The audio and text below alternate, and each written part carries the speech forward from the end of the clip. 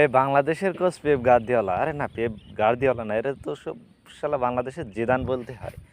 কি style, Zidane স্টাইলে দাঁড়ায় আছে শালা, ভুল ডিসিশন, মাথায় গোবর ফোড়া। এর তো পাইলে কি আর বলবো, এর তো পাইলে জুতা পিটা করতাম, মানে শুকনা খাওয়াই দিতাম এর। খেলা বুঝিস না শালা, কোচ হয়েছিস, কিভাবে ম্যান মার্কিং করতে হয়, ওভারল্যাপ করতে হয়, এগুলোই তোর প্লেয়ারেরা জানে না শালা, তুই আবার কোচ। কিভাবে ম্যান মার্কিং করতে হয়, মানে ওভারল্যাপিং করতে হয়, পাস দিতে হয় ঠিকঠাক, এইগুলোই তুই তোর প্লেয়ার শেখাইতে পারিস না শালা, আবার বড় কোচ হয়েছিস। তোর যদি বাংলাদেশের জনগণের কাছে ছেড়ে দেওয়া হয় তাহলে তোর মানে খুঁজেই পাওয়া যাবে না শালা। শেষ মুহূর্তে তুই 1 মিনিট ডিফেন্স করা ভালোভাবে, তুই শালা সেই তোর কি যে ইনস্ট্রাকশন ছিল, মানে তুই যে কি বললি কি হলো তুই জানিস একা একা শালা, তোর জন্যই হারতে হলো আজকে আমাদের।